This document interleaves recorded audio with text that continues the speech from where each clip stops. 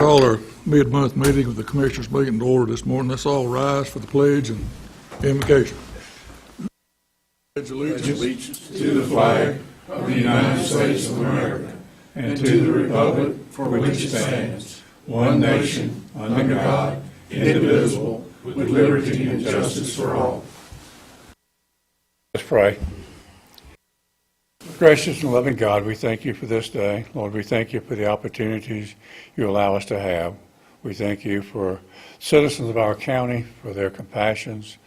Lord, we continue to pray for their hope and for their peace. Lord, we pray that decisions we make will be fair, will be in the best interest of those involved. We pray, Lord, for the continuing our service and for the dedication to this county.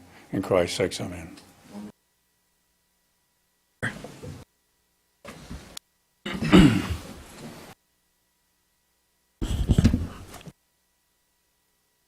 We have no changes to the agenda. Ask for a motion to approve. So moved. Second. Any conversation, questions? All in favor, raise your right hand. 5-0. The motion on the 10-19 minutes, I trust everybody's looked over those. Mr. Chairman, I got just one small thing, but it's a typo, I guess, where it starts off. It says we met in special session. That was a regular session. It'll be just a carryover from a previous. Other than that, I'll move to approve. A motion here, a second. Second. Motion second, any discussion? All in favor, raise your hand. 5-0. Make that correction noted there. Next up on the agenda is public comment. If anyone here that would like to make any comments to the board, please feel free to do so. Seeing none, we'll move on down. First up be Ms. Lisa Bottomley, Chamber of Commerce. Morning, Lisa. Good morning. How are you? Good. Nice to see everyone this morning. Just wanted to report on a few things from the Chamber and from the Visitor Center. Since the last time I reported, we've had 173 visitors at the Visitor Center and given out about 80 bags of information. Our visitors for the last month came from all over, North Carolina, from Elkin to Washington, North Carolina. We have several from the Raleigh area as well as the Charlotte area and Winston-Salem. They also come from the following states: Pennsylvania, Illinois, Michigan, Georgia, Eastern Virginia. And we see folks from Florida quite often. Most of them are on vacation or visiting friends, relatives, and some come off the Blue Ridge Parkway, and some are looking for a vacation property or a retirement community. And often people stop by because they're looking for a place to stay and a good place to eat. So had quite a few people coming in. We've had a lot of calls regarding our Choose and Cut and tree farms and holiday events. And the 4-day Thanksgiving weekend is usually very busy for our merchants. We expect visitor traffic to remain steady until Christmas. To update you on our ribbon cutting that we had, we thought that it went extremely well. We were able to provide a safe environment for the public, posted a lot of things about COVID guidelines, and everyone wore masks, and it was a really nice and short and sweet event. But our merchants benefited greatly from that day and from the advertising that we were able to do on the local radio stations and in our newspapers. A lot of them saw their profits double from last year, and especially, of course, double to triple from what it's been in the past since March, April. So they were very thankful for us being able to market what we were able to market and brought that business in. And unfortunately, it rained some that day, kind of put a little damper on the evening, but I think our merchants were very pleased with the outcome. Authentically Alleghany, our county marketing, we will have our full-page ad, of course, in our December issue of our state magazine, along with an online ad and a online article. Visit NC will start their Instagram and Facebook ads for us, and it'll run through the month of December, and that's with the grants that we received for $15,000 and $10,000. Those messaging do have to have a safety component to them, so you may see that some of the messaging says like safely visit, or may even have our Show Your Love logo at the bottom of our ads, but that's a requirement of the grant. Let's And anyone from SRC, so I'll go ahead and announce that they are having a parade on November 28th. This will be something different. It's going to be what they call a reverse parade or a stationary parade. It will be November 28th from 2 to 3:30, and it will be located in the Trojan Village Shopping Center and Village Park Event Center parking lots. So the floats and the parade participants will be stationary, and people will drive through those parking lots to see the staged floats. Bob Lane, the police department, will help direct traffic during that time. This was all decided on Friday, so there are still more updates to come, but I wanted to at least give you a date and let you know kind of the format that it will be in. And again, it's going to be like a reverse parade where people can stay in the safety of their car with their families and drive through and see the participants. And the participants will be required to stay within their groups and wear masks. And again, some more details to come on that. Let's see. Just a reminder, our gift certificate program is up and running. These are available to the community. Just wanted to remind the community that if you are a large organization and you need to order gift certificates in bulk, those need to be, go ahead and submit those to us, and we need at least a 1-week turnaround on those. So just a reminder to all the businesses out there. And last but not least, it was important for me and for the chamber to have a live Christmas tree on the courthouse lawn this year. And we were approached by the Alleghany Christmas Tree Association along with the vocational department up at the high school, Jamie Vestival, about wanting a live tree on the courthouse lawn. And I think it's a wonderful idea. I know that we used to do that, and they're very passionate about it, and I think it's a great way to honor our farmers by having that live tree on the courthouse lawn. We do have a Christmas tree farm who is willing to donate the tree. We have one who is willing to donate the lights that go on the tree. We have the high school vocational department who's willing to put up the tree and take the tree down. The only thing that we have outstanding is someone to put the lights on. And we are working on that. But what I wanted to do, and we also have someone working on the stabilization. Brian Edwards is helping me with that as well. But what I wanted to do is just ask the county commissioners that if all of this comes together and we get everyone we need on board and everything has a date on it and we have all the responsibilities covered, if that would be allowed to have a live Christmas tree on the courthouse lawn this year. I don't know if I It'd be need very your approval, but appropriate I have no problem with that. I think that's We do every year. yeah, we do. I know I think maybe the last year you were able to do that, and we just wanted to bring that back, and the Christmas trees farmers want it brought back. Just a great way to honor that, that here in our county. We're one of the largest producers in North Carolina, and I just think it's a great way to say thank you to our Christmas tree farmers. I agree. They send them a big thank you. That's a very nice gesture to Yeah, I think make so. a tree like that. Yep. Sure is. We appreciate it. All right. And I believe that's it, unless anyone has any questions for me. Questions? Lisa. Thank you, All right, Lisa. thank you all. Thank you. Chairman, Sir. may I ask a question? Procedurally, there was a public hearing scheduled prior to presentations to the board. I'd like to address that now or Oh, wait gosh. until after the presentations are I complete. just flat missed that. I'm sorry. Open the floor for a public hearing. 2021 schedule of values. Yeah. Good morning. Comments from the public or to answer any questions you may have. Mr. Ron Vincent are both here. If you have any questions after review.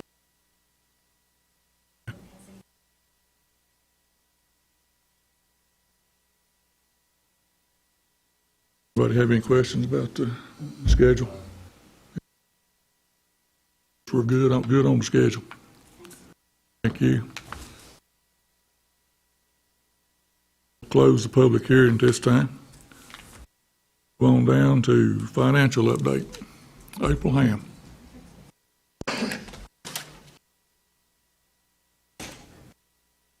And can I hand something out to the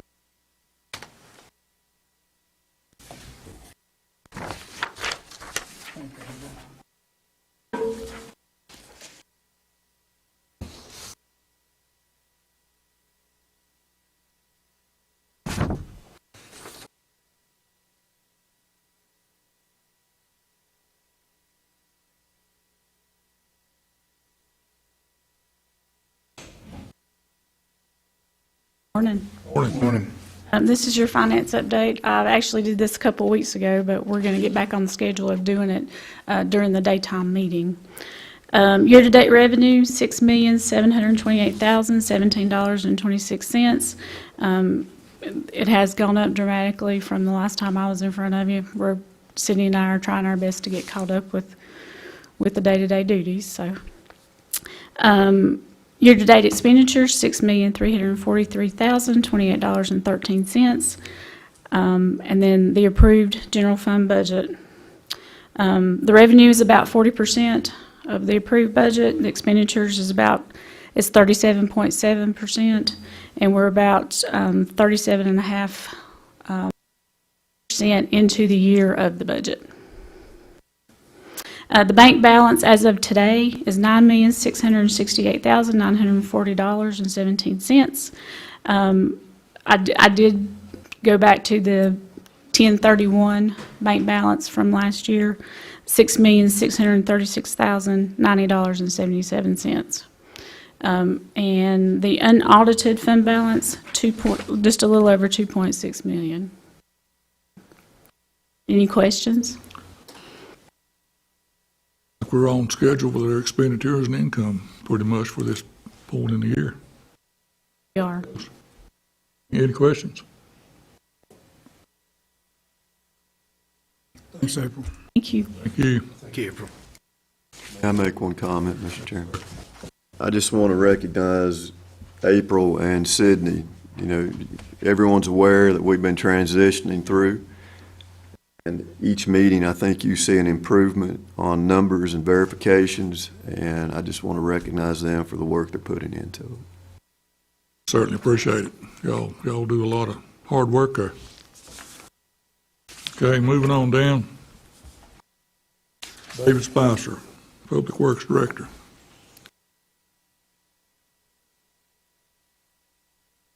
Chairman, going forward in what we're trying to do in our county to maintain the properties and things that we have. The courthouse, the first thing, we've got our bids coming in on that. We've got the abatement done. The roof is in progress at this time to be bid out, so hopefully within a couple of months we'll have the roof reinstalled. We was able to, during this last torrential rain, we went in and made sure that the courthouse was in good shape and only had one leak. So we're thankful for that, and we're still working towards maintaining and making sure that the water in the basement, I think that has been eliminated for the most part, so it was completely dry. So I think we're on track for that. The new courtroom, we'll talk about that a little bit more here in just a little bit, but that's coming up and that's on track. The animal shelter, we did have an inspection out there, and actually I think it may be on here as well. But the animal shelter, we're moving forward on that, already in progress of making sure repairs and some of the infractions that we had are being taken care of. So we're on track for that. The transfer facility, we was able to get the other scale working. So those guys at the transfer facility worked really hard and diligently on getting that cement cut out, and it's working, and they got it calibrated on Monday. So that's up and going, and it's really helped as far as our traffic situation. So is really good, and we have a lot of people that come in to weigh their vehicles during this time of year. So they go through and turn around and come back, and then it doesn't impede the traffic entering into the landfill that way. So that's good. The loader is still running. Knock on wood and cross our fingers, but when we had the last service done, they did change a pump and a sensor, and as of now, it is still up and going good, and since then, it has been serviced with all the fluids changed and filters replaced. So all of that certainly is up and running. Our dumpster truck, it had a little malfunction. The pressure plate throat bearing went bad in it, so we had to spend a little more money getting that done. The cylinders the dump cylinders on it, those hydraulic cylinders was leaking pretty bad.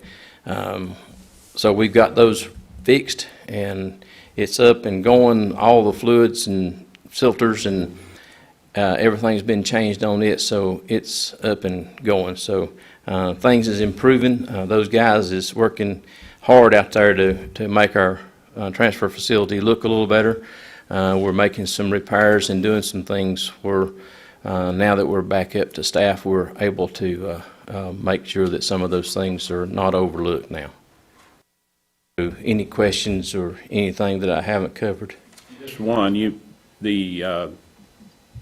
what you mentioned about the loader, that's the new one. I think the old one has been repaired, and a little something went down with it, and how's it doing? It's doing great. What happened was the bolts broke off of the skid plate that's underneath it, which the skid plate dropped off, and trash got packed up around in the transmission and pulled some wires loose. Carolina Cat was able to come that very day and get it fixed, so it was up and going before the day was ended on that day. So we had it for the weekend. So right now we put a new skid plate under it, and it's doing well. Sure. Any other questions? David, the animal shelter, do we still have a problem with the overflow? Yes, there is a problem with overflow, and we're working on correcting that right now. There's a few other items, but we're going to be on top of that. Yes. Yes, I noticed that we have a number of discrepancies that were repeat items. Have you been able to find the original inspection from February? No, sir, I have not found that inspection. So basically, you were in the dark until this most recent inspection. Yes, sir. Thank you. Yes, sir. That's all I have, Mr. Chairman. Thank you, David. Appreciate that update. May I respond to that? Yes, sir. Commissioner Irwin, I think that everyone in that meeting was in the dark, because the February inspection report did not make it to anyone now employed here in Alleghany County. So the inspector took that, because those are action items, and took that as one of two things: either we got them and we ignored them, or we just hadn't got around to it yet. So when we identified to the inspector that this is the first time we're looking at this, she understood that. She has given us a 30-day window to develop a plan in which to bring all of these items back into compliance. And I believe we are well on our way of doing that.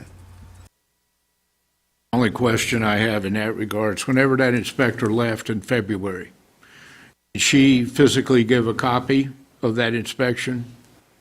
Or did she mail it? I think it was emailed. Mailed? I think so. Okay. I don't want to sound like a record here, but I also want to recognize David and his staff. Since we have brought David on board, I think you all have been getting good updates. You've been getting good information. They're not fabricated. They are actual. I also want to point out that he is, as of tomorrow, he will be back at full staff. So we have made some significant hires. We have made some, and I've told you in every instance when we hire someone else, we improve with each new hire that we bring in.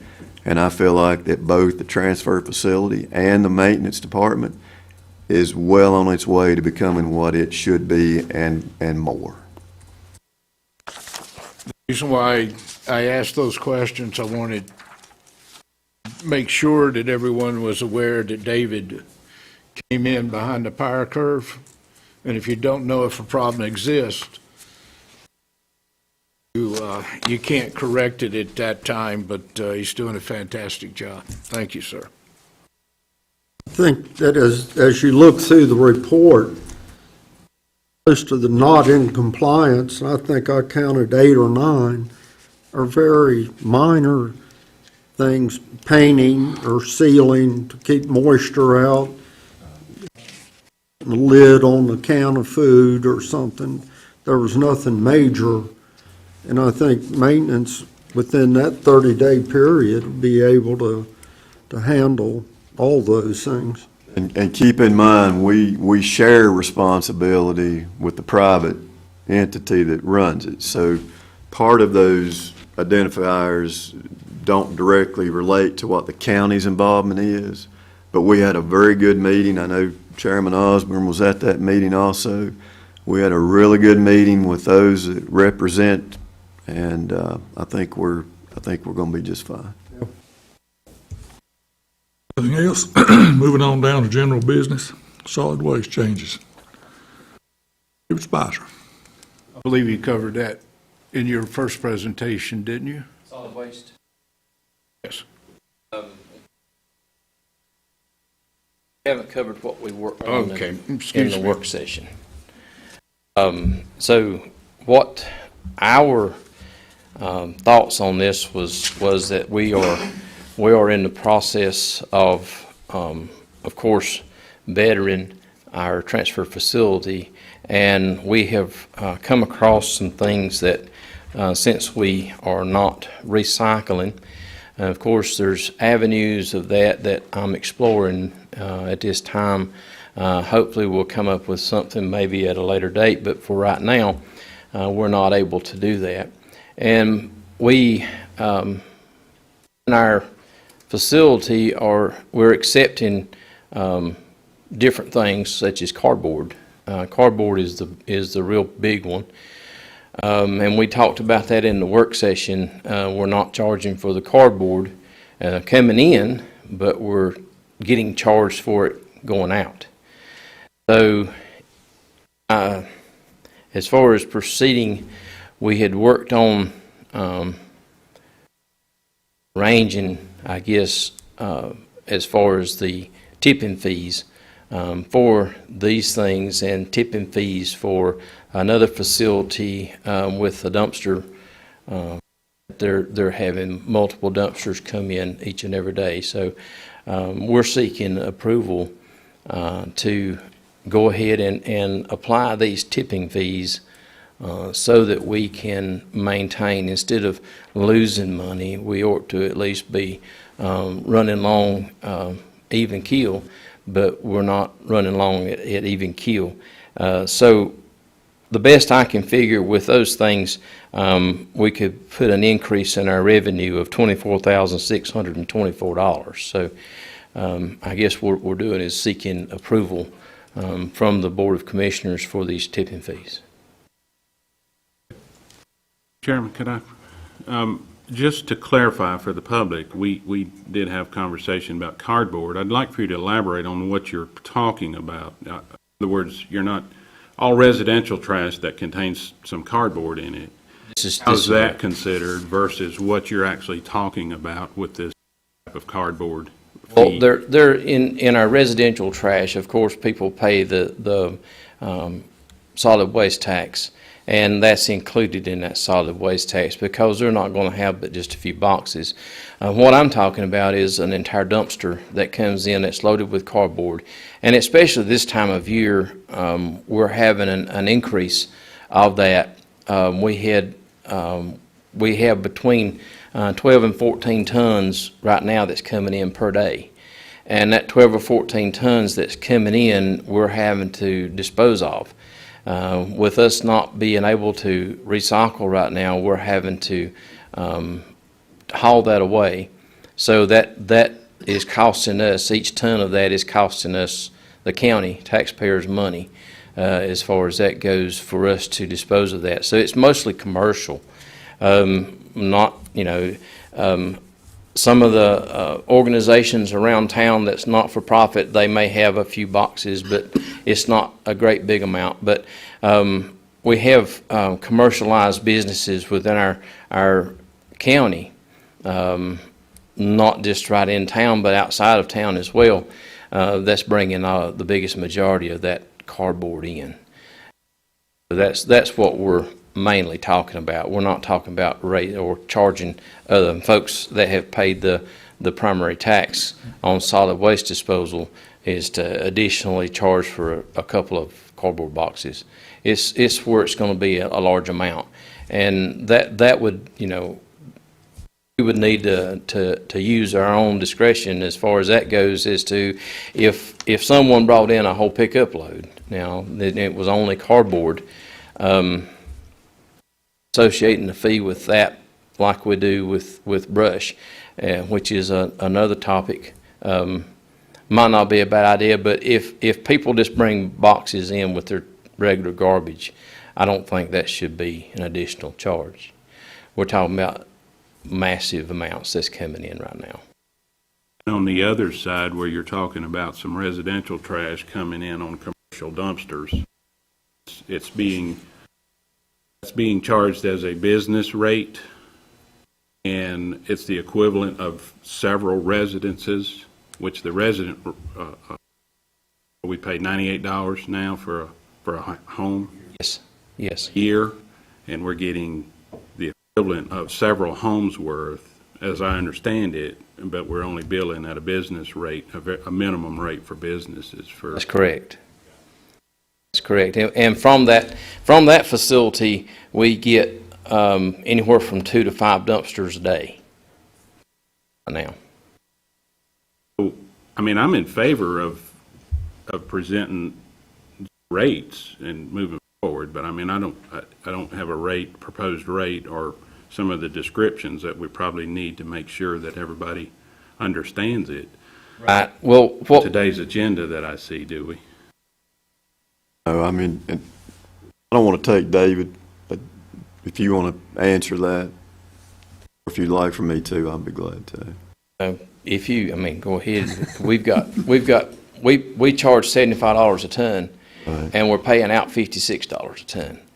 But the difference in that is the overhead, as you guys well know. So if you're talking about the cardboard on a commercial end, I would say you would have to charge the same $75 tipping fee that you're charging other commercial businesses to enter that facility.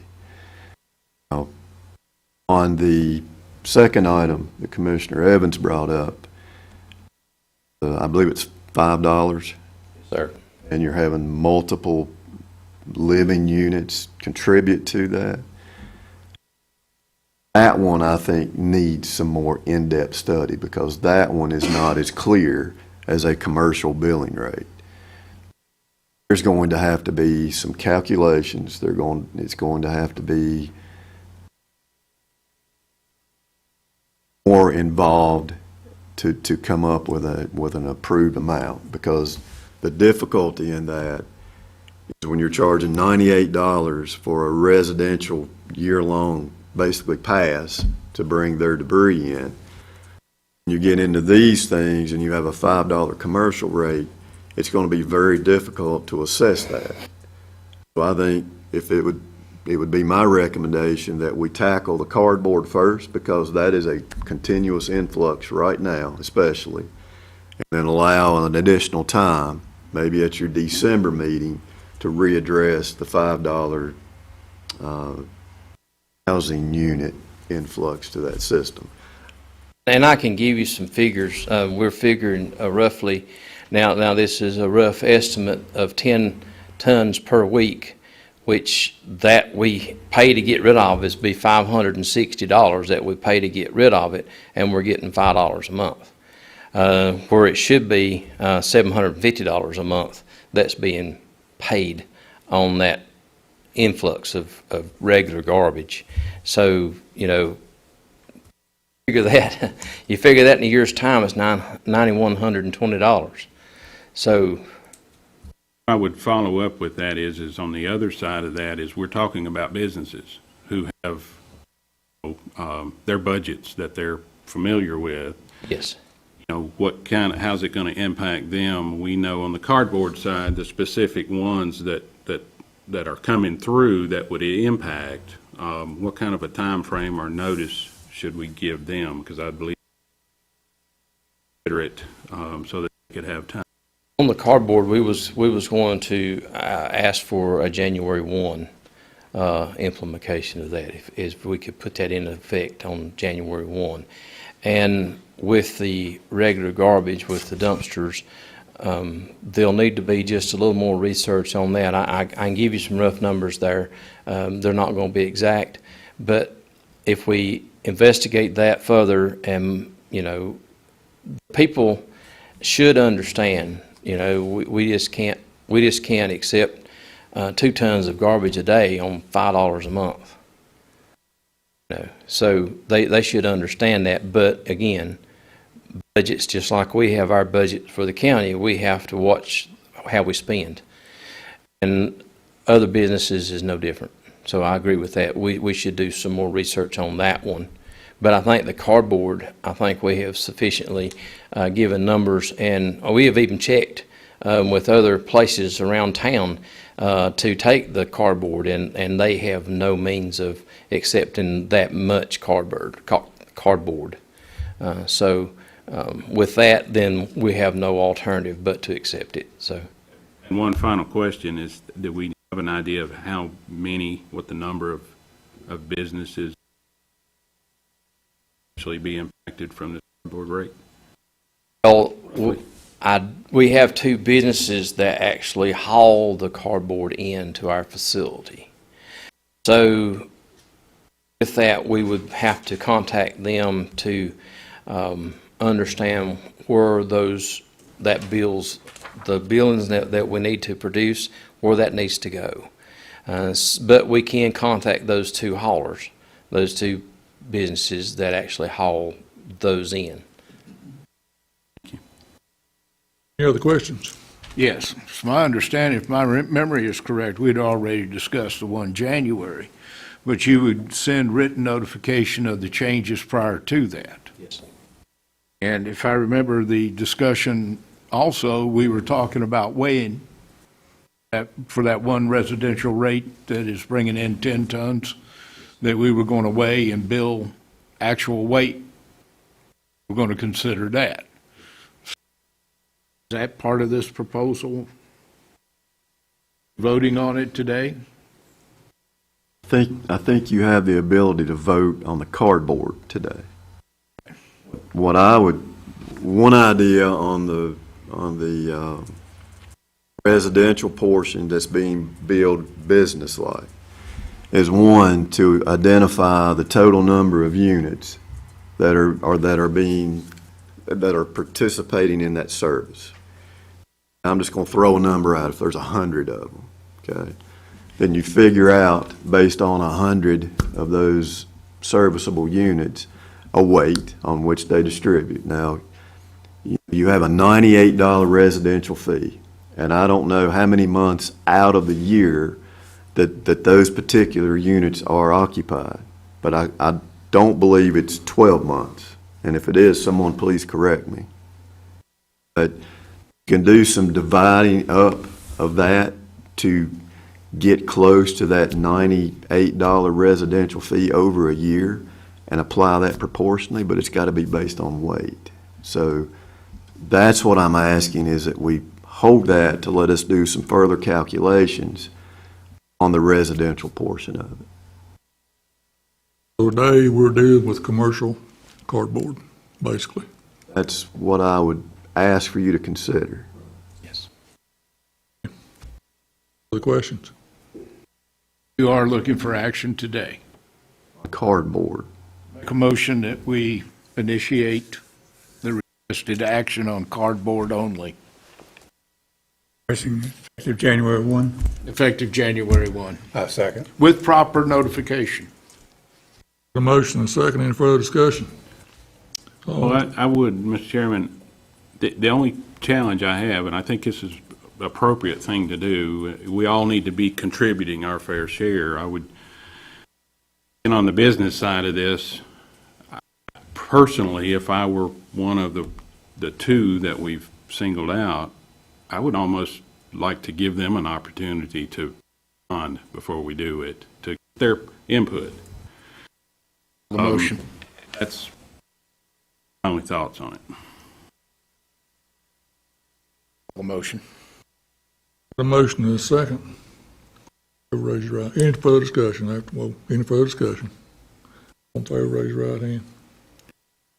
Cardboard. No. Yeah, the cardboard for the commercial. 5-0 the vote was. Thank you.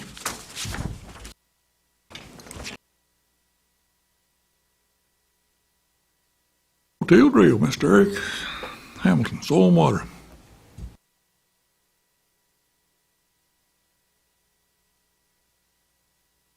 Mr. Chairman. Morning. On page 15, you guys have a letter. 14, I 14, believe. excuse me. Alleghany County Soil and Water Board of Supervisors recommending a rate change on the rental of our no-till drill.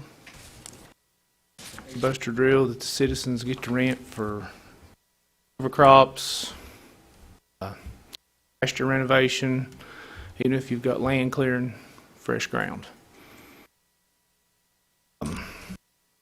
All the revenue from the drill comes into the county, not to us. Recommendation.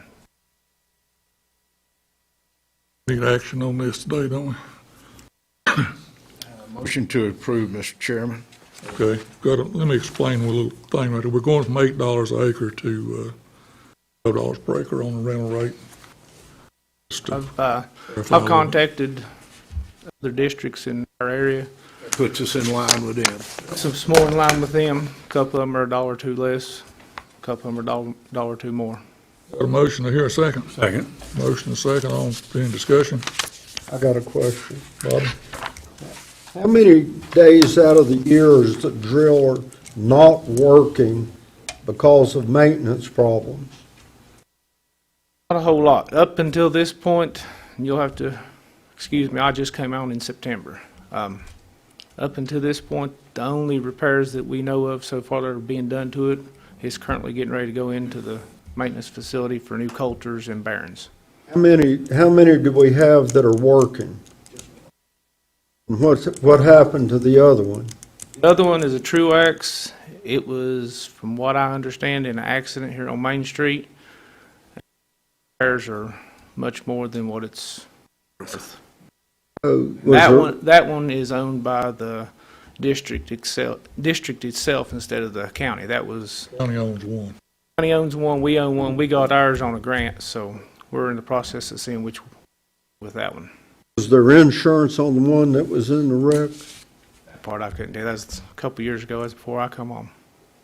The one that we have that's still working, does it sit outside all year long or is it undercover? Up until now, my understanding is it was outside, but at our old maintenance building up there is the lean-tos. I'm gonna see about doing some cleaning up, see if we can start storing it inside there. I have no problem with the fee change. My concern is, every time I rented it, I would spend at least one day cleaning it. Out. Yes. Get it to where you could be used. Because if they're not cleaned, that grass grows overnight. It clogs up everything. If you haven't used it before and you fill all those hoppers with grass, you've got to get all that grass seed out and then do the maintenance on it. To me, the problem is it's kept outside in the weather, and whoever rents it doesn't clean it out, or when it comes back to the county, maintenance, I don't know if it's their responsibility to clean it. I've always been told it was the farmer who rented it, the responsibility to see that it was clean to where the next person could rent it. That falls back onto the inspections when it comes back in also. When I came on, the drill wasn't even at the office. Once I located it, talked to the farmer that had it, he had cleaned it up, and since it's been coming back and forth, we're inspecting it, making sure it's good and cleaned out. I mean, when you read the acres that it's used, that's the time to, It's the time to check it, clean if it out. something's broken, get it fixed. If it needs cleaning, get it cleaned. Cleaning it out's a big thing. This is the first major expense that's been done on that drill. It's got, what, 1,300, right at 1,300 acres? Under 13, I think. So Yeah. this is the first First expense. maintenance That's been pretty done on good. it. Yeah. That's been 5 years. that we owned it. A motion and a second there, didn't we? Yes. Further questions? All in favor, raise your right hand. I vote. Thank you, Eric.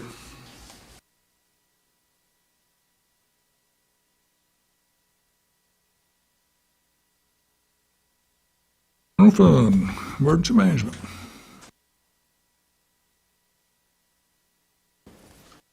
Morning. I'm here today to talk to you guys about the project that we approved. It's been pre-COVID, it's been a while, but the electronic signboards that we got the grant for. And so I'm here today asking for the actual budget amendment so that we can get that funding lined up to get those ordered. We had to wait a while to get the state, to get the MOAs all signed and, you know, the Ts crossed and the Is dotted, and it's taken till now to get that done. And I know at that time, when we were at that meeting, we decided the way to approach the financials of it was to simply do a budget amendment when the time came. So I'm here today asking for that budget amendment. Just to refresh your memories a bit, you know, that's $96,000. It's for 8 of these units that will be distributed amongst our region, and we get to keep one of them. Funds came from. State-funded grant, yeah.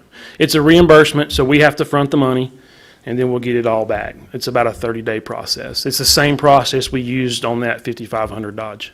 Zero local funds. It's a zero washout, yeah. Make a motion, we accept the money. Second. Motion and a second, any further discussion? All in favor, raise your right hand. 5-0. In addition to that, and it's not on here, but I also need to ask, those units are being built in Atlanta, Georgia. We've been asked if we could go pick them up. So I've got the truck to move it. I mean, each county's going to be responsible for going and picking up their own sign. So I'm asking if I can take my truck and go to Georgia to pick it up when they're built. The big gray one? I actually won't take it. It's just, they're not that heavy a unit. So I'm just going to take my everyday emergency management truck to get it. I'll pull it behind me. It's just a trailer hitch. On the fuel. Yeah. And it's a little smoother ride. I mean, let's face it, it's 5,500. It's like driving a log truck. You know? Motion to approve. Got a motion and a second. Any discussion? All in favor, raise your right hand. 5-0. Thank you, gentlemen. Thank you. Next up is the town tax collection contract. Mr. Carter, County Manager.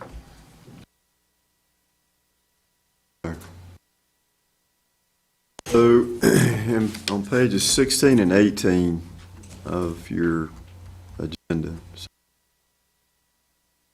you have, I believe to be the most current copy, the agreement between Alleghany County and the town of Sparta. And according to this agreement, it was entered into on the 5th day of September of 2017. This is basically the agreement between the two. It authorizes the county to collect the town taxes. And I am speaking specifically here on the property, as the vehicle is a statute-driven agreement, as I understand it. Now, there is one previous agreement that we have been able to locate, and I spoke with Rita, who's over there in the corner, or not necessarily in the corner. Rita's in the spotlight. I'll put her in the spotlight today. But in 2008 that references the same basic language. The paragraph that I would like to focus on is paragraph 4. If you read that, it says, in exchange for the above described services, the town shall pay annually to the county 1.5% of all town taxes plus any fees charged by the county to the town. So, in the effort to collect these taxes, the county is collecting roughly 1.5% of those taxes that are billed. And as a brief history, Rita was kind enough to give me the numbers. In 2020, we collected $9,168.85. In 2019, we collected $8,710.92. In 2018, that twice, $9,177.77, and in 2017, $8,404.29. Over 4 years, we have collected less than $40,000 on this particular agreement.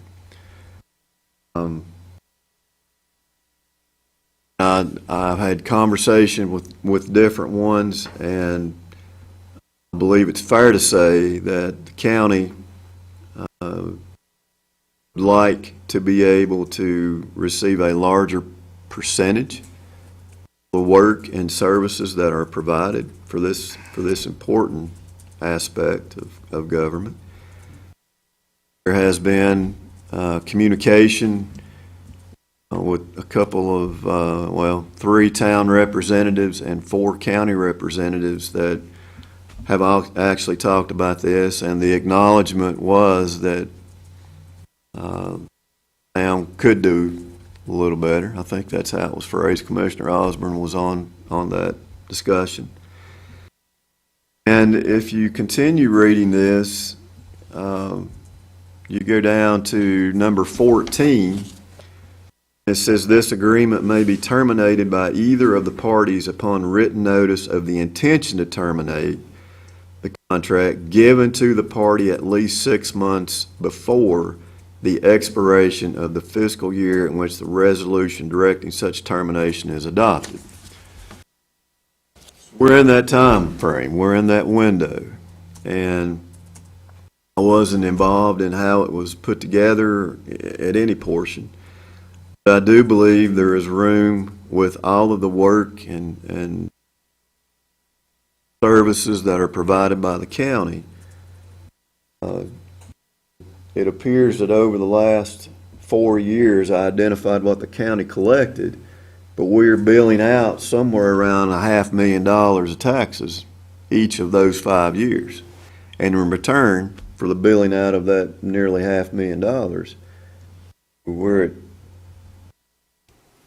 $36,000.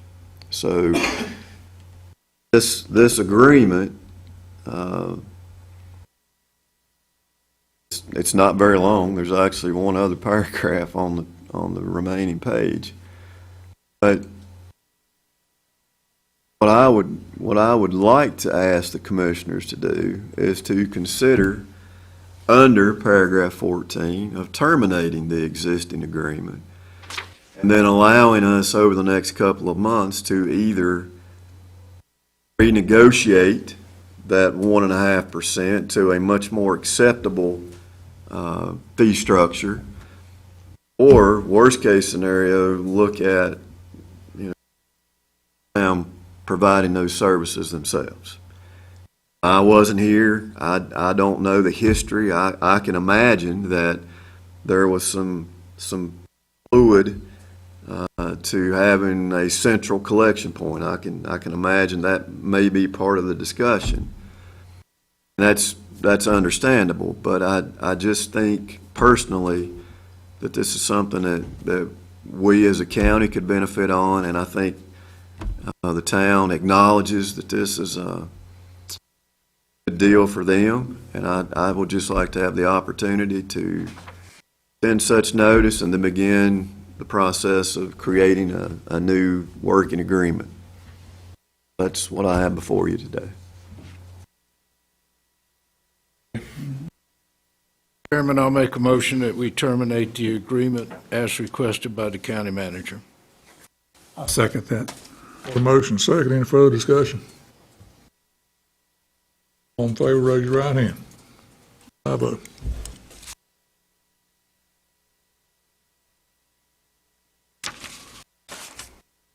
Next up, administrative charges for TDA, Commissioner John Irwin. At the present time, Mr. Chairman, we are not charging any administrative fees for the TDA. The county does collect the occupancy tax and then administers it, giving it to the Tourist Development Authority. Now, by the statute, the county is authorized to collect up to 3% of the first $500,000 and 1% above that. I would love to see $500,000 come in of occupancy tax, or maybe 600,000, but I don't believe I'll see it in my day. It is costing the county, using county employees to collect and do the administrative on this. I would suggest that we begin charging an administrative fee of 1% so that we can at least reimburse some of the labor and other expenses that the county is absorbing at this time, sir. If I may add, April and Sydney and I in the finance office, we checked to see what the last amount was. It was just over $90,000, so it would be 1% of that. Cover the cost. It will help. I'm not going to say it will cover it because Well, right now we're doing 1.5 for the town. We figured that we're losing money on that. So I don't want to hit them too hard to begin with. 1%, at least we're starting to bring some money in instead of paying out. Further, Bobby? Is 1% all we can raise it? No, we can go to 3.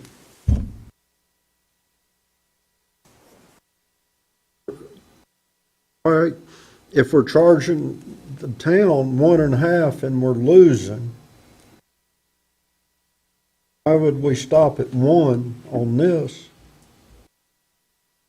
We'd still be losing. Is that correct? I will withdraw my motion if Commissioner Bobby Irwin is going to increase it. I always take more. I'm just looking at, break even. You don't even break even when you're breaking even. You gotta have a little bit of leeway in there. I would have no problem with 2%. Do you make that a motion, sir? I withdraw my motion. I'd make that a motion, 2%. I'll second it. You amend it to say 2% of the first 500,000? Yes. 2% of the first 500,000. Has there been any discussion with their board on this? Talk to their board or anything? No, I haven't. We control it. I'm sure that if I ask them if they mind, we take some of the administrative fees, they aren't going to like it because it's less money in their pockets. So, To cover our costs. We got a motion. Do I hear a second? yes, I second the motion. Second motion. Okay, any further discussion? All in favor, raise your right hand. All opposed? 4-1. Commissioner Evans opposes. Okay. Bobby Irwins.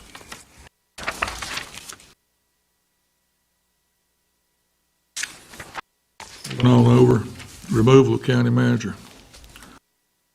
Alleghany County Economic Development Corporation. This is a proposal that I placed on the agenda, Mr. Chairman. Right now, unbeknownst to me, And it was a surprise to the county manager because it certainly wasn't in the job description that we had whenever we put out for bids requesting applications for the county manager. Right now, the Alleghany County manager is on the Alleghany County Economic Development Corporation Board and the BDC Board. Now, the Alleghany County Economic Development Board has not met. In a discussion that the county manager and I had with the member of that board over at the BDC, up until I brought it to the attention, they had not met in 6 years. Right now, the county manager is the treasurer for that particular committee. Also, he's on the BDC board. County manager is covered up right now. Simply does not have the time to be on these various boards. So my proposal is to remove him from these boards. These boards are 501c3s. They're corporates. They're an entity unto themselves. They are not a part of the political body of Alleghany County. So I would say let's remove the burden from his shoulders in the attendance of these. A motion. That is my motion, sir. We no longer participate, have the county manager participate in the Alleghany County Economic Development Committee Board or the BDC Board. Okay with that, Mr. Carter?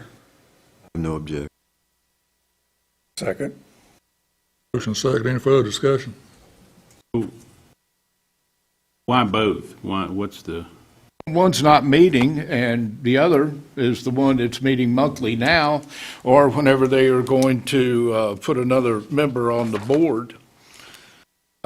I know in speaking with the county manager, he never even realized that he was on the BDC board until they brought him checks to sign. So take some of the burden off of it. We don't want any representation on the BDC board at all? I think we need representation, but our next month is when we take up the appointments to the boards, different boards, so I feel we could appoint somebody at that time. I support having somebody on there. It's not really.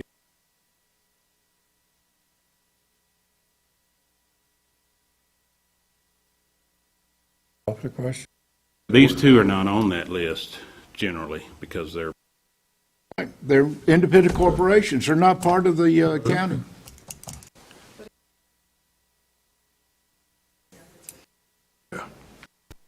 Personally, I think there needs to be some representation on both of these from this board. Actually, it isn't up to us.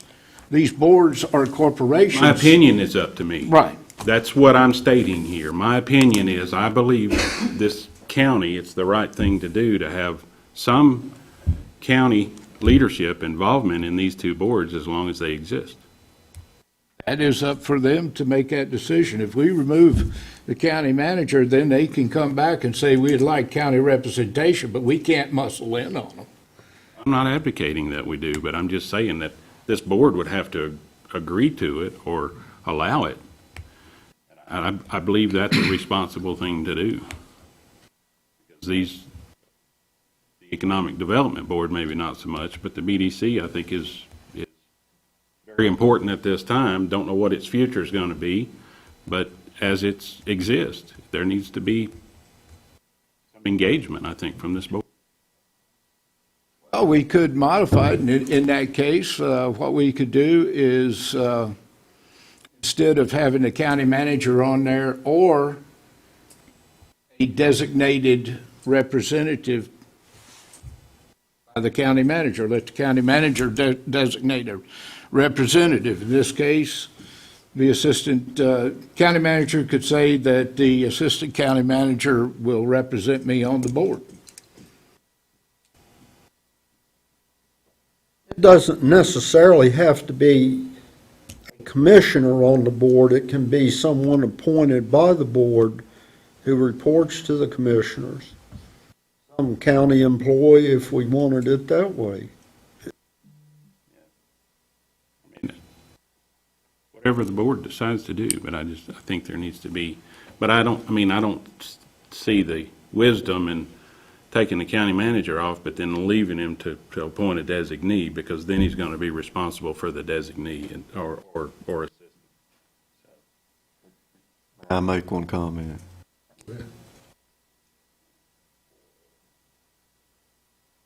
I agree. I think there needs to be county representation in whatever fashion that it's allowed.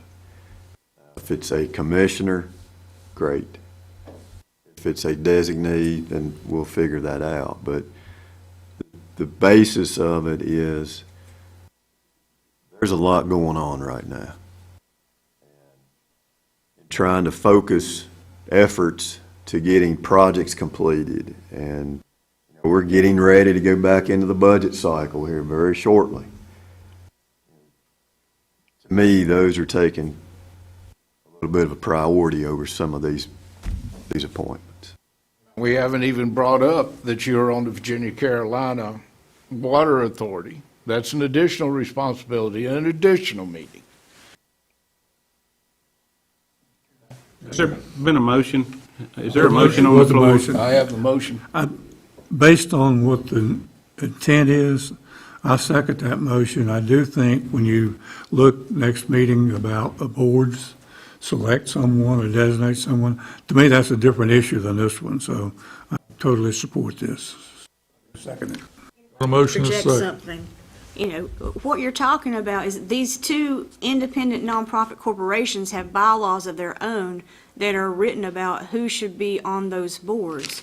So it's fine to say we'll do a designee or we'll do a commissioner or we'll do something else, but a lot depends on, they can't force the county manager to serve if you decide that that's not something you want him to do. But they get to decide for themselves how to amend their bylaws to determine who is on those boards unless it's otherwise statutorily required. And I don't believe with either one of them that it would be statutorily required to have the county manager. So you can make the decision as his employer that he's not to serve on those boards, but you cannot dictate to those two corporations how to amend their bylaws to get county representation. So don't get the cart before the horse about who the replacement will be. I think you need to have some discussion with them about what they're allowed. Well, my letter on July the 31st to the Alleghany County Economic Development Committee requested their bylaws, requested their minutes from the annual meeting for years 2018, 2019. As of today, I have not received any of the requested documentation, so I do not know what their bylaws state. And I sent a letter Friday to the Secretary of State of the state of North Carolina requesting that they review and direct to send the requested information or to cancel their charter. Now, the bylaws for the BDC are written for a telephone system. They didn't even modify, whenever it turned into the Business Development Center, they didn't even modify the bylaws. We're looking at bylaws that go back, I believe, about 2001. And it doesn't even call it a Business Development Center. So I can't remember the membership stipulated in there. Now, they have to fulfill their bylaws. So if they meet, in my opinion, the Board of Directors meet, and they state, well, we would like representation from the county, then the county will designate who will represent them. I think today we need the motion to, we done got a motion in a second, but for Donna's clarity there is we take Michael off and we wait to hear from their board as to what, if they want representation, yes or no. That's the next step. That's the next Yep. step. So, We're basically forcing them into action. Motion and a second. Our motion and a second already to that effect, to sir? take Michael off. Yes. Any further discussion? So the motion is just to remove the county manager at this point. Those two boards, yes. boards. That way we can work him harder on county business. He ain't telling no lie, he's got his plate full. Yeah. So we got a second, motion and a second, no further discussion, all in favor, raise your right hand. 5-0. With that, Mr. Chairman, I would like to extend to both boards for them an opportunity to present some type of a plan that would fit within their bylaws going forward so that we could have some lines of communication, healthy lines of communication. I agree with that. Next up, telephone internet bid. Assistant County Manager, Mr. Drew Temple. The board decided to get a condensed version of the bids we received, so I've included those in the board packet. There is one proposal from Skyline and two from Ideacom, with one-time and recurring costs listed on each.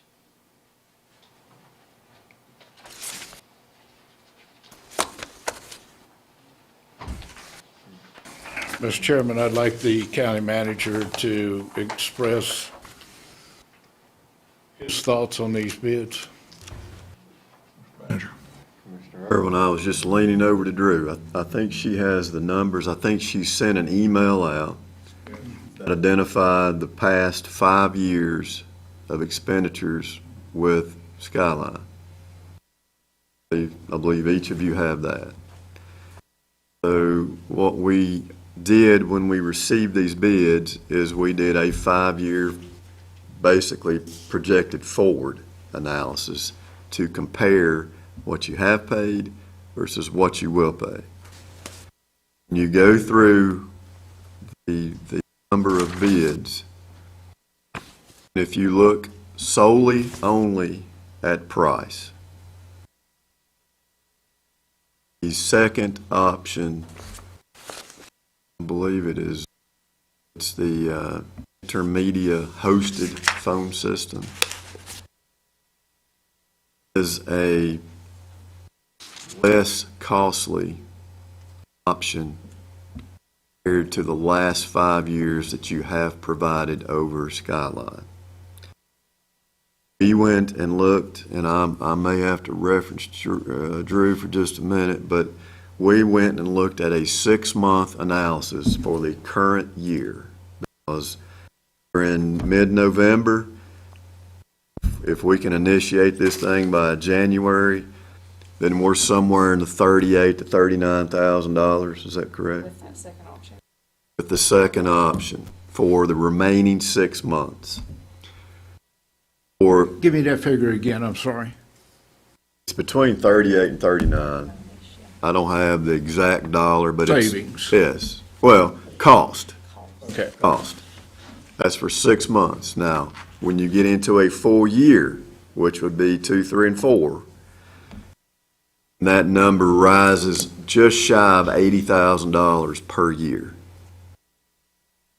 So then if you look at that going into the final 6 months, because we base these on 5-year cost analysis, your 6 months in your final year is going to be the equivalent of your 6 months in your current year.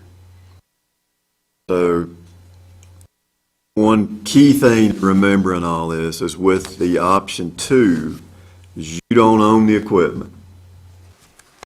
And one of the things that was pointed out in that scenario was, and I don't know how old the current phone system is. I don't. I'm guessing it's older than 5 years, but I don't know that. But in 5 years, everyone knows with the technology that comes along, you probably don't want to own it because what are you going to do with it? So you make those comparisons and what the providing, the service provider is and how it calculates out. Again, if you're looking at cost only, the second option is a more efficient expenditure over the next 5 years. It is substantially less than what you have paid over the past 5 years. And that would be, from a financial standpoint, a savings the county would recognize. So you're What are those talking about the projected Ideacom intermediate hosted phone system. Yes. Well, Mr. Evans, pull my email unless Drew's got it right there handy. Just while you're looking at that, when you came up with the expenditures from 16 to 17, and then 17 to 18, there was almost a $23,000 increase. Do we know, is that for equipment, or do we know what happened that year? I don't, without pulling invoices to see what happened, I wouldn't know. Now, one of the areas that Drew advised me of, right now with SkyBest, they limit 500 minutes per line. Department of Social Services is using a lot more long distance than any other department. I believe that may be at least part of the increase. They do use more Is the long distance. distance, because anything over 500 minutes, then we started paying long distance charges. That will continue with the number of foster kids we got. And that will continue. However, with this intermediate, that's a voice over IP, if I remember correctly. There is no minutes. It's unlimited. Well, from 1718 to 1920, it's gone up roughly $1,000 a year over those last 3 years. That one year, there was a big jump for some reason. I don't know if it was the 22,000. equipment that Michael may have been referring to, or, My opinion, if it saves us money, saves the county taxpayers money, and we're satisfied with the performance and the quality of it, there's no problem with it. Making that a motion, sir? How is, I'll second that motion. got one question. How is the service going to be with this new company?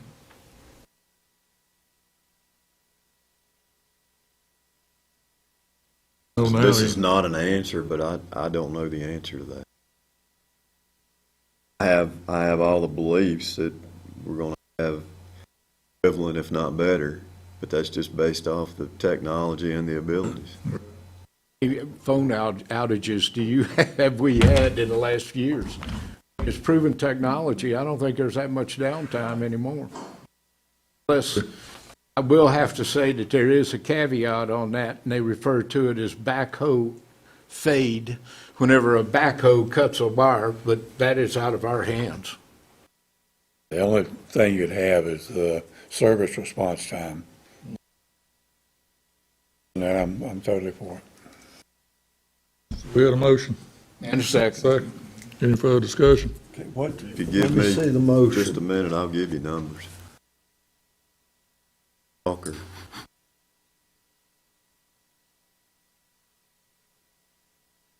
Have we checked any references on this company or anything?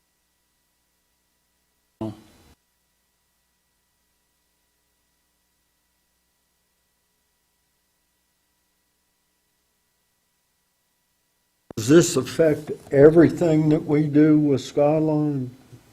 Through our security cameras? Security cameras, the security cameras, if we wanted to, it'd be I believe have to be a system addition or an upgrade, but we could run all the security camera data through here. And as far as the company that you're talking about, Ideacom, I know that they are, I contacted the telephone officer, they have a bid in to replace the telephone system for MCAS, or MCB Camp Lejeune. They've got to be big if they're going to do that one. Here, the monthly security, she took what we're currently paying Skyline. They aren't doing our security because it wasn't part of the RFP. Okay, so we can run it, the security through it. This bid is not for them to do security. It's right at around $12,000 a year. How much? $12,000 a year over a 5-year span. 12. Yes, sir. That's That's roughing it in. But it does not include the cameras. Right. Well, the amount does. It does. The amount her name is Amy, that's why I keep saying she. The amount she included there, $575.42 monthly for security, that is pretty much what we're currently paying. They're not gonna do our security, but she wanted to bid it all together. She just wants to show that's still gonna be a cost. So the projected 12K includes that number Yes. from another provider. Yes. Have a motion? Purchasing the phone. We have to decide today. I will answer your question like this. The longer we go without awarding it, the more it costs you.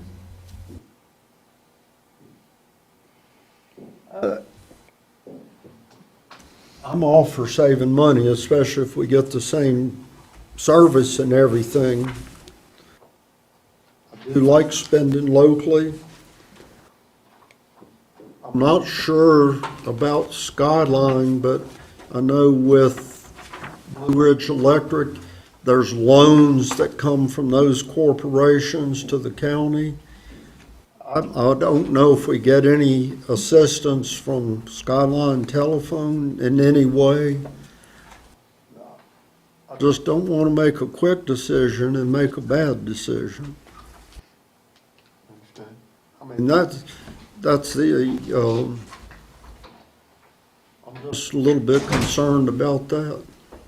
The reason that we have it the way we have it was in your budget. We adopted numbers that go into the telephone line items that recognized a new system and the substantial savings. So if we continue another couple of months with what we have, just be aware that that line item's gone. Will change. So does this fit into those projected numbers Uh, adopted? How does it fit with that? We're probably going to have to transfer about $5,000, if I had to guess, because of the amount that we paid this first 5 months now. I think that's possible. We've got some items that we can do that with. But it'll definitely give us a real number for projecting for the next 3 years anyway, where historically, you take historical numbers, and now we'll have a given number to go along with it. So are you recommending we do this option? I think if the primary concern is cost, then we have an answer to that. Any further discussion? The primary concern is service and And that meeting the need and may need further discussion and possibly another meeting date. I would, not having references checked, and, I mean, I know it sounds like that they are out there, but, I'd hate to go in blindly and expect one thing and the service not be I don't know how we vet that fully, but I think the level that we've done so far has been, we're just looking at numbers really now, is what I understand.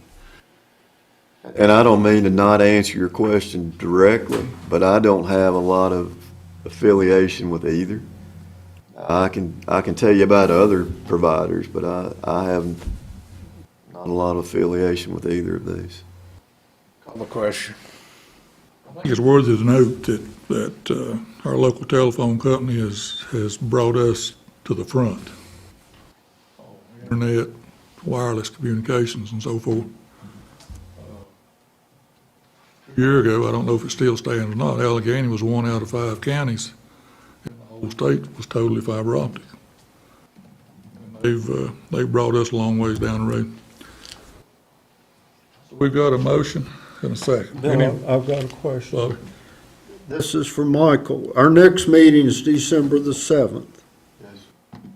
If we were to table this till December the 7th to check out several things, is that going to make a financial difference to us? Sure. Okay.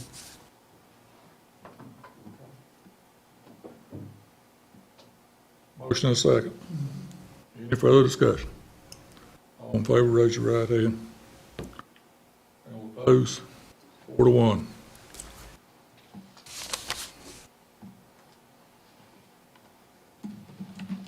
Next up, propane bids. Assistant Manager Drew Temple. We only received one on Friday, and that was from G&B. Motion to approve. Second. A motion and a second. Any discussion? All in favor, raise your right hand. 5-0.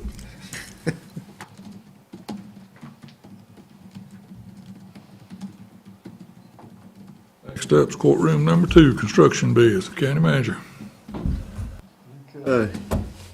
So, for some time now, we've been working towards getting and I said at the last meeting, I'm gonna quit calling it the old COA, I'm gonna call it the Future Court Complex. So we've been working towards that. I've been working towards that for 11 months. I think you guys have been working towards it for more than that. Since So, I've been here. We've put it in an aggressive schedule because that has basically been dictated to the county by the court system. If you all remember, really quick back, the COVID situation, the need for trials. Well, I think at one point we offered up this room as a temporary court facility. We offered up the Black Building as a temporary court facility. We've done a number of things to try and buy time to where we can get this facility completed. If you remember back in August 26th, actually, I gave you an estimate on how we improve our existing courthouse, how we complete this new court facility, and if need be, how we made some changes to the Black Building to allow for temporary court. That number total was $600,013. And if you remember, that's the number that we were successful with the help of our legislators in getting approved by the state. So, thank you to them. So, as we have moved forward, by now, you know, I try to get things done. I'm not going to lay around. We've got time frames. That's what we're working on. The first one that we have got to get is this future court facility. In August of '26, I had a total cost estimate of $333,500. Now, here we are in mid-November. And if you look at your sheets that are included in your packet, if you look at page 25, right there's the bid tabulation that came back. And you'll see that there's no $333,500 on there anywhere. And the reasoning for that, there's actually a couple of reasons. The first one is our aggressive timetable to get this completed. You know, being identified by the court, as I understand it, their next possible jury trial is scheduled sometime in March. Well, we can't not have a facility for them to meet in at that time. So I have been steadfast on having a March 1 completion date for this new facility to keep us out of any potential issues that may surface from that. So that in itself has aided in this bid tabulation sheet. And I'll very quickly just tell you, if you go about halfway down that bid tab sheet, you'll see a company called Colt W. Simmons Construction. And if you look at their base bid, they had a base bid of $396,700. They had an alternate, and what that alternate is that's replacing the door down there. The door is materially deteriorated and not security rated, and this is a replacement of that door. So their base bid plus their alternate is $400,500. And if you look at the column on the right, you will see they are the lowest bidder for that project. Now, I mentioned aggressive time scheduling as one of the contributors. And that aggressive timetable alone is somewhere between $30,000 and $35,000. That added to their bid because of that aggressive time frame. The other contributors to that cost, if you went out and bought anything lately, material-wise, it's substantially increased from back in the late summer, early summer time frame. Especially anything that has been milled or any type of woodworking. And as you know, there's quite a bit of that involved in this particular project. So the aggressive time schedule and the increase in construction costs is what has driven these prices up. Now, I'll take us back in time for a minute. In 2019, the county went out and did a finance package. And inside that finance package, there were a few projects, but included in that finance package was what was called the 85 East Whitehead Street renovation, which is this facility we're talking about. And at the time, there was about $170,000 figured to renovate that facility. And I've said it a couple times. I'm really not sure where that number came from, but it's pretty obvious it wasn't an accurate number. And what I would like to point out is although in our state request, we identified $333,500 for that facility. We have remaining in that finance package $146,953. And that was dedicated to that facility's renovation. So my thought on that is we utilize, because we're paying for that money anyway, we utilize that $146,953 first, which cuts that down significantly to less than that $333,500 that we identified. And that's how we get this project done. We utilize the financing package that's been approved and you're paying on, and the remainder comes out of the state funds that we were awarded. Now, the state funds were awarded in lump. So just an extra tidbit to that is the next biggest cost in that state-funded package was the courthouse improvements. And that includes the roof, that includes the earthquake repairs, that includes all of that, the engineering, the whole 9 yards. That cost back in August was $243,513. In conversation with the engineers last week, again, costs went up.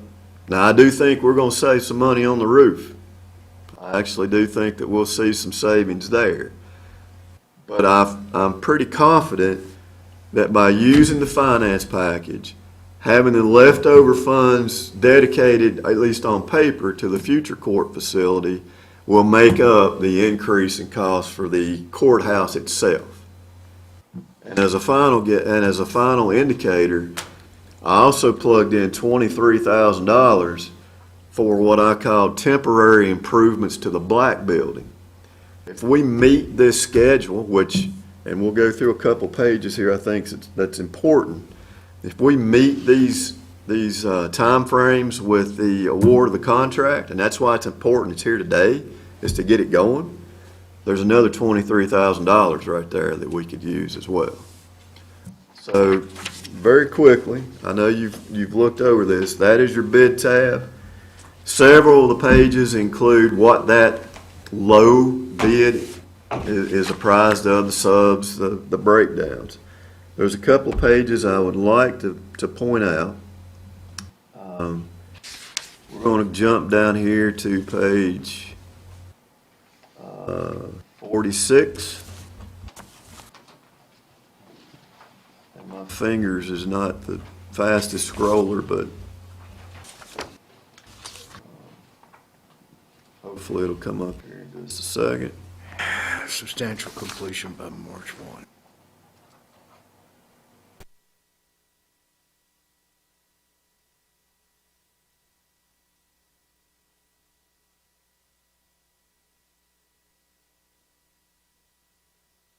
Let me just talk about it, see if it'll come up. So on page 46, look,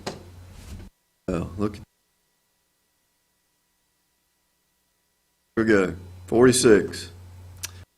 46, if you look at the very top, there's a check by the following date. It says March 1st, 2021.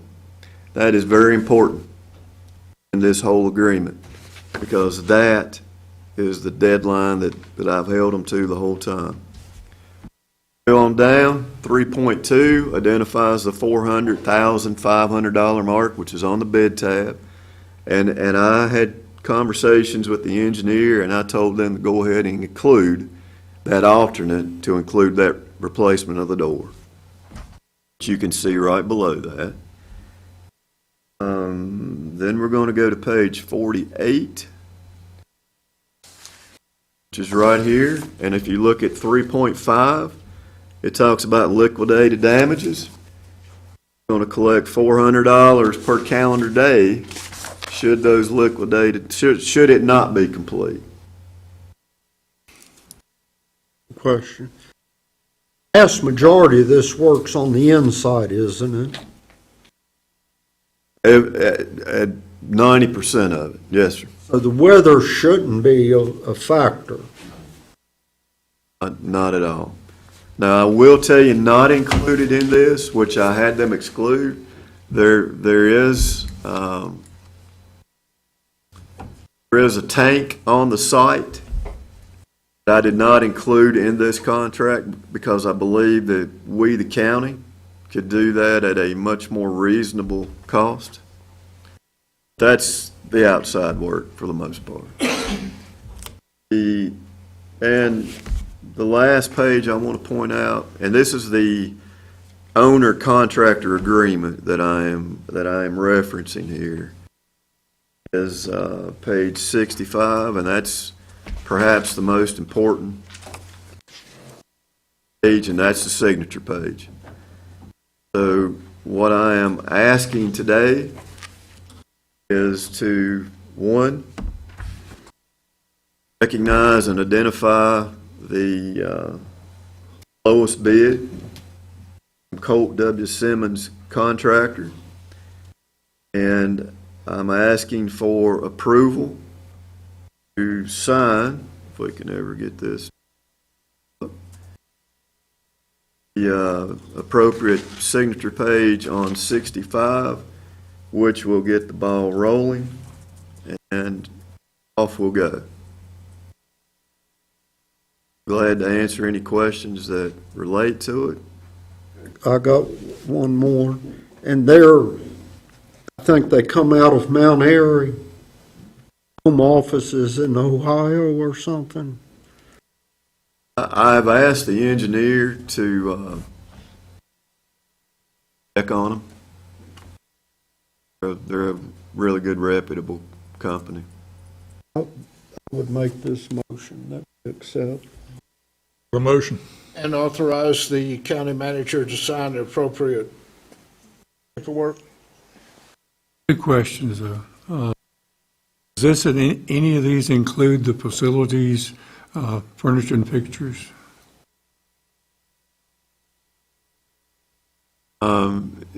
It includes the appropriate benching.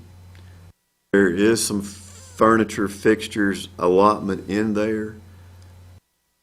Basically, they're gonna be chairs, courtroom itself. There are furniture fixtures, which I mentioned in this 146. So I think we'll be okay with that. The tank removal you mentioned, is there danger there is leakage in the ground, or do they just certify the removal of that or anything? My experience, I would indicate that I do not project any leakage in the ground, and I think that we would be safe and whatever came forward, but I have no reason to believe or suspect that there's any current leakage in the ground. It's heating fuel, right? Yes. Is it full now, or? Just one other question. I know the judges have seen these drawings. They signed off on the drawings that they approve this. Physically signed, no. Several months back, we talked about, having their final approval. Haven't changed. Judge-elect Shoemate's been involved in this from the beginning.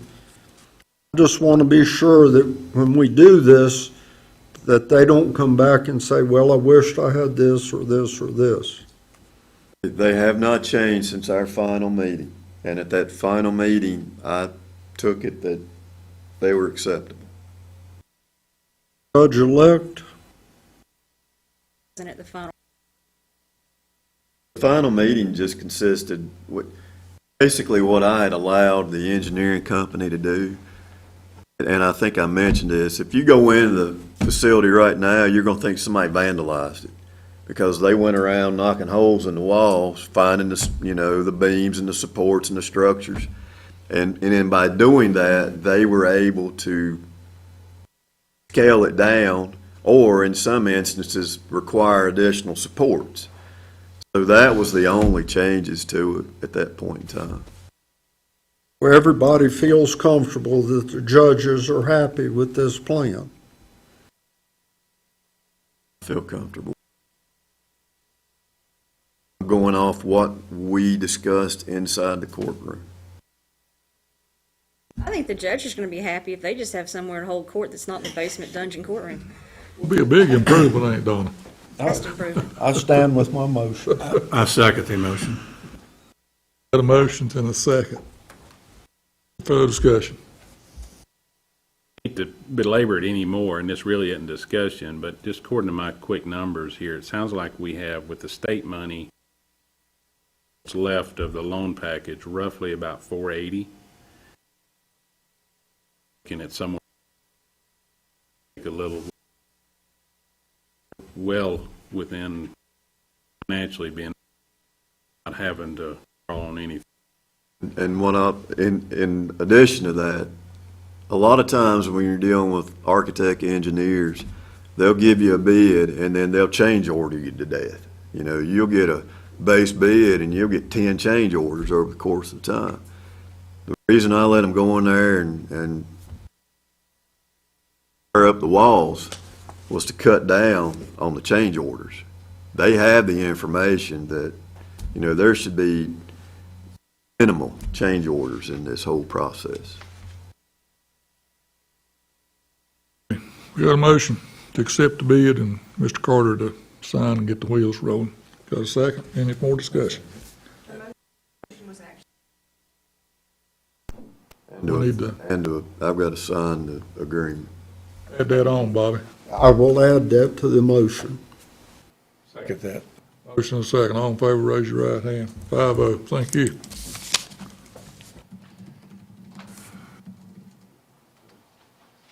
It's a good time right here to take a 10-minute break. Recess for 10 minutes.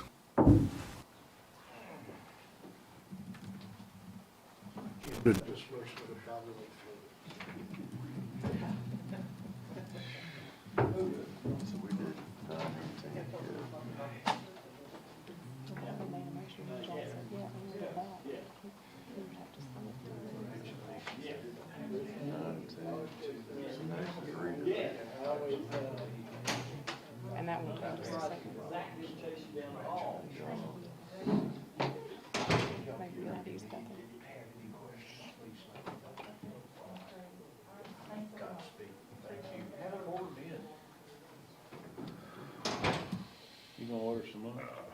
Hey, how are you? I'm Sheila. Hey, Michelle, nice to meet you. Nice to meet you too. Congratulations. Thank you, appreciate that. Looking forward to working with And so am I. Welcome to the circus. How are you? you. Come by, we'll sit down and have some good conversations. Sounds good. Uh, You just let me know when. Do, Okay. certainly do, and we'll send you an email, is that good? Perfect. Take care of it. All right, sounds good. Good to see you, Michelle. Good to see you too. Glad you come up today. Yeah, thanks a lot. Yeah. Appreciate it. Looking forward to working with you. Won't be long, about 2 more weeks. I know. Congratulations, Judge Gillette. Thank you. When do you think to be? January 1st. This one in, first day of court, January 1st. Who swears you in? What do you think? Okay. I'm hungry. Huh? I'm Would hungry. be I'm probably starving. Judge Bird though. Look good. No, good. Since I'm in place. Oh, pretty Okay. good, Okay. good. Very good. Good, good, good. Well, excellent. Good luck to you with this. Thanks. I- See ya. I agree with all of you. That's- Too. But, hey, we overcome that. Yeah. They can figure it out. We get to consent, we get through Rita's adoption, schedule of values. We already did that, didn't we? They just have to adopt the date. Oh, okay. Phew. I never did hear nothing back from Mr. Jordan. I got Mark's email, and that's the last I got. I asked Mark if he maybe emailed him back, just him, he said no. He didn't hear from him. I don't know what we gotta do with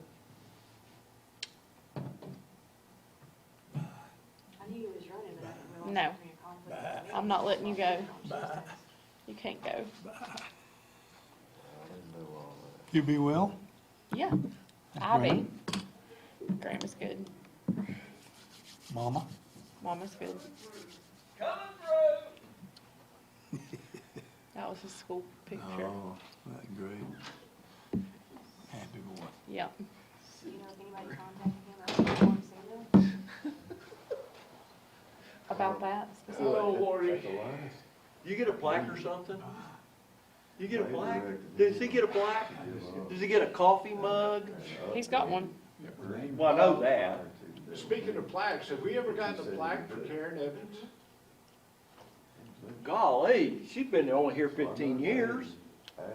Michael asked me about that, if Well, I thought that. we do anything when people retire, and not, to my knowledge, we don't. Yeah, we did too. Mark responded. Yeah, we, how you uh-huh. Why didn't you order one?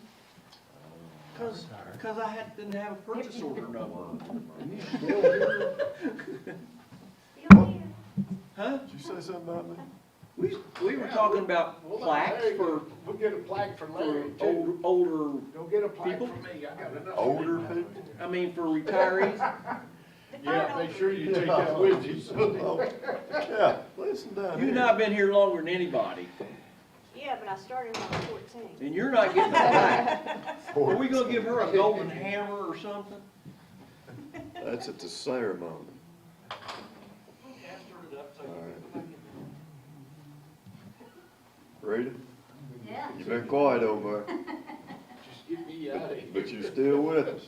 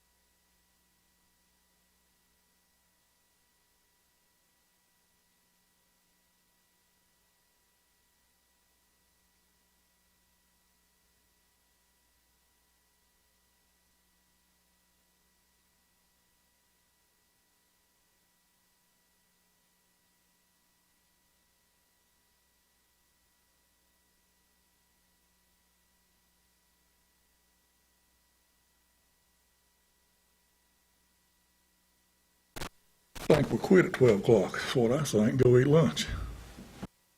I think. Well, we're pretty well, I'll leave by 1.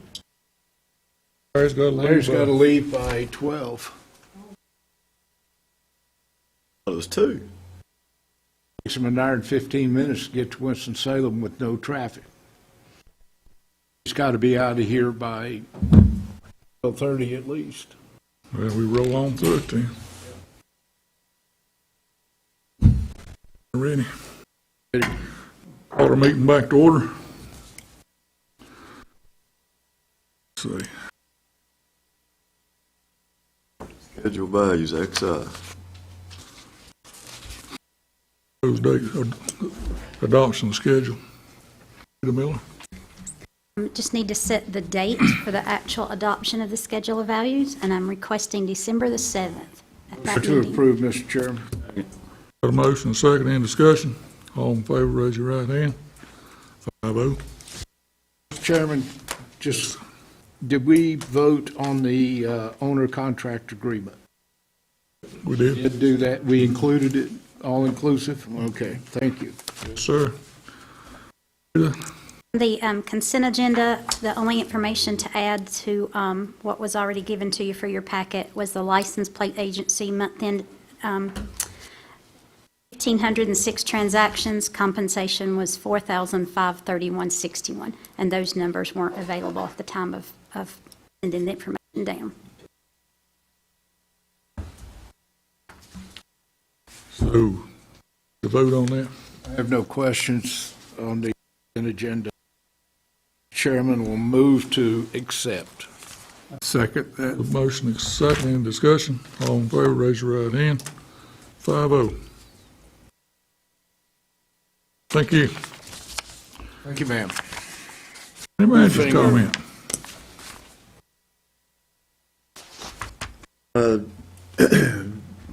Two comments real quickly. One, I want to again recognize, I've recognized a few departments today, but I want to recognize our staff in general. We've worked through this pandemic. We've had a lot of projects that are out there. We've got a lot of people putting in good time and good effort, and I just want to recognize them for that. They're really top notch, and I think we're really getting a good grasp on where Alleghany County needs to go. Second one, very quickly, at your next meeting, we'll talk more about it, but we've gotten a preliminary number back for the insurance assessments of the buildings that were impacted by the earthquake, and somewhere in the $1 million+ range. Get more information for that, hopefully at your next meeting, so we can begin trying to make additional improvements to some of our other facilities, but that's about where we're at with that. Go ahead, Mr. Chairman. I want to take this time. I have one thing to add. He got the building inspection report in to me on time, but I just did not include it in the packet, but I've handed you all out a copy if you'll just look over it, please. Okay. Thank you. Thank you. This time, I'd like to recognize our outgoing Commissioner, Larry Prince. From the Board of Commissioners, we appreciate your service for the last 4 years and what all you've done in several years. Hey, man, turn around this way. Where's that county Alleghany newsman at? Send it to him.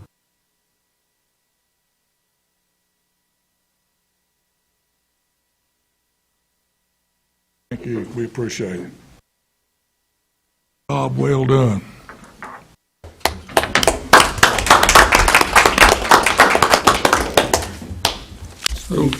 Speech, yeah, speech time. I'm gonna get a speech right here. County Commissioner comments, Mr. Larry Prince. Feels good, but, and I want to thank the citizens for voting for me, for allowing me to serve. It has definitely been a learning experience. There have been a lot of rocks we've had to turn over, a lot of expenses that, didn't expect, and the learning experience is the fact that the commissioners really have only a control of a small portion of the budgets. Most of the stuff we have is mandated, and we have no control over that. I do have a full appreciation for the county employees, their dedication, their workload, their levels. I came into this job, I knew we had had a salary study, and we wanted to raise the salaries so we could keep our people. My concern was had we looked at the cost side, and in looking at information, it appears that we're very effective compared to the other counties in the state. Very efficient, so that part of it feels good. I'll continue to pray for the citizens of this county, for their hope, for their care. It's a great place to live, and a great opportunity to have lived here. I plan to stay. I'll leave it as ashes and nothing else. But thank you again for allowing me to serve, and I continue to pray for y'all. A joy. And fun sometimes. Sometimes. Moving on down, Commissioner John. I have very little to say right now. One of the things, just to illustrate how complex our society has become and where we are. Whenever the COVID-19 money came about, Council on Aging is dependent on state funds, or they receive state funds. Whenever they did the programming for the COVID-19 money, it crashed their system. They haven't received a check up until, right now the state of North Carolina is 2 months behind on the payment to the Council on Aging, which is putting them short of funds. They received the payment Friday, or it would have been 3 months. And the system is still crashed. They do not know when they are going to bring it back up. They're depending on manual computation of all this. So whenever it's all over with, hopefully they will have a robust system that will take changes. But COVID-19 has affected us in so many ways, it's unbelievable on that. So that's just to let everybody know that everybody is infected with COVID-19, to include the computer systems. And that's all I have, Mr. Chairman, other than I wish everyone a happy Thanksgiving, even though we can't travel and we can't gather. Hey, thank you, Commissioner John. Commissioner Mark. Just a couple of things. One is our scheduled to have a food drive this Thursday over at the shopping center. Would ask and encourage those folks that could to participate and help us out. Again, I'd like to thank and appreciate sincerely Commissioner Prince for his dedication, his service. I think recently the effort on the budget committee and the work there, I know y'all put in a lot of hours that saved the full board from having to put in so much. And congratulate Commissioner-elect Michelle Luffman.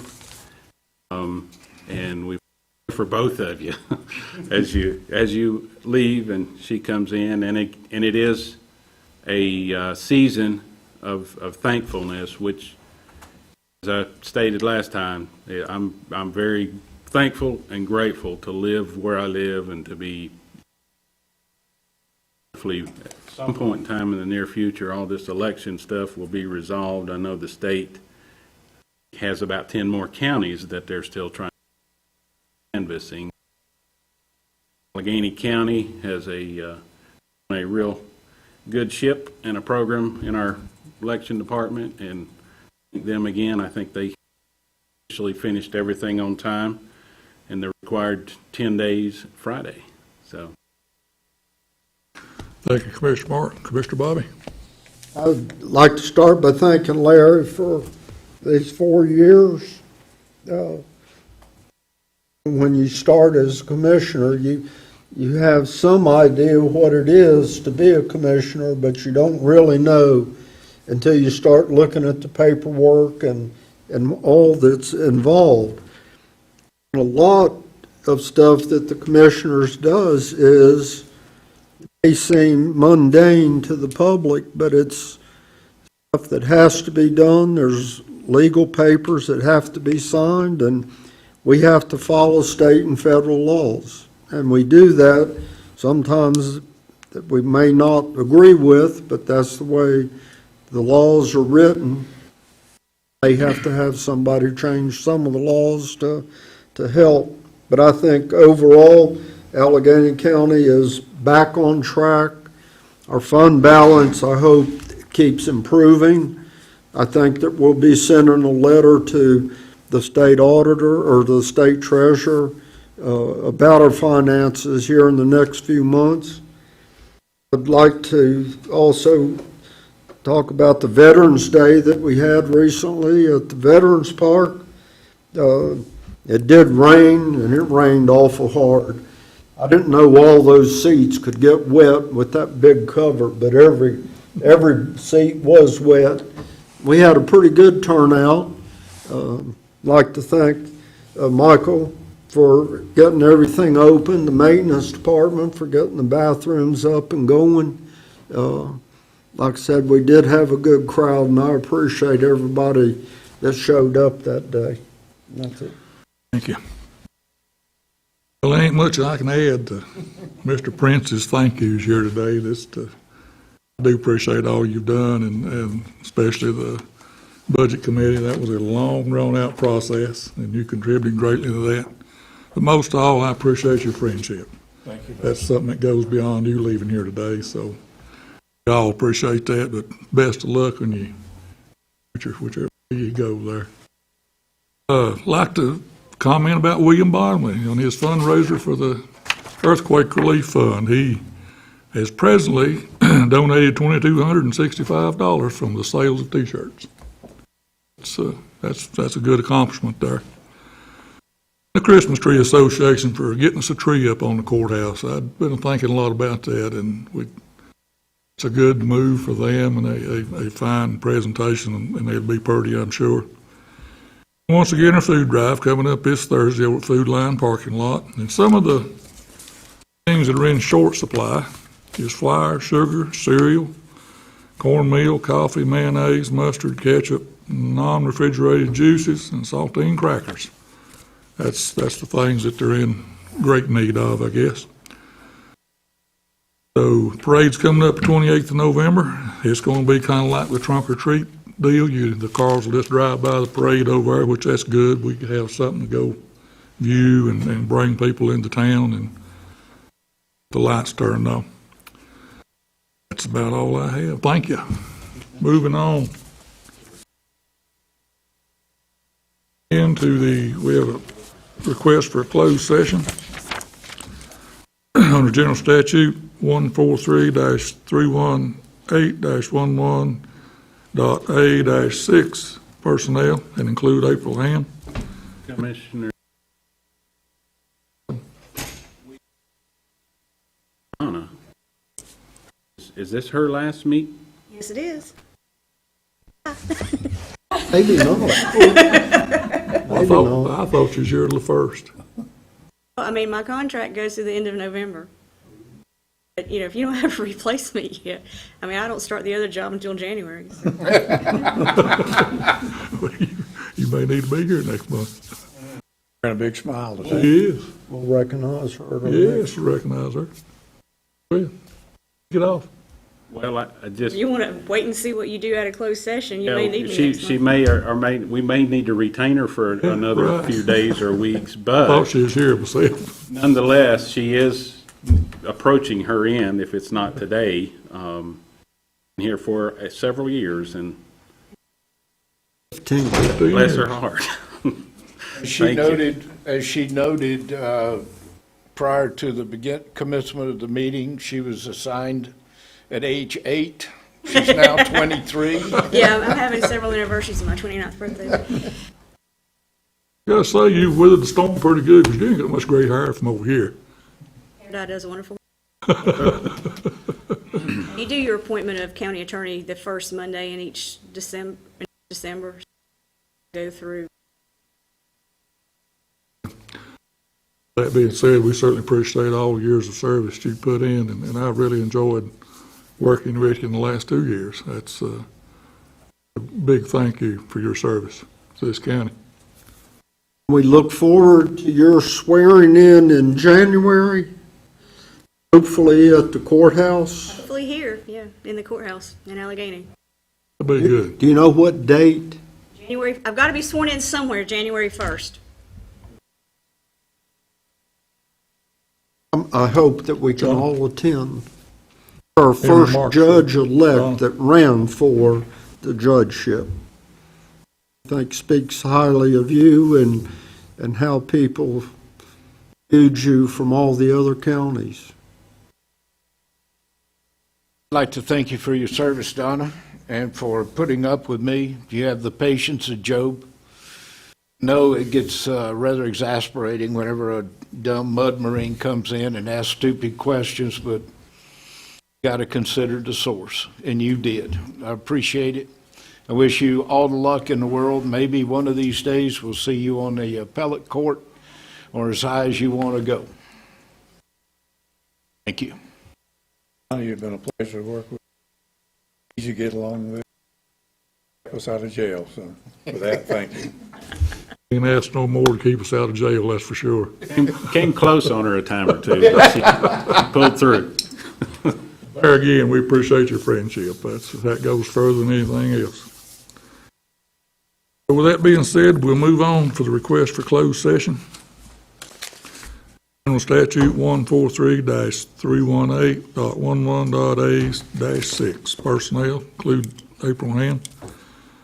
General Statute 143-318.11.A-3, legal.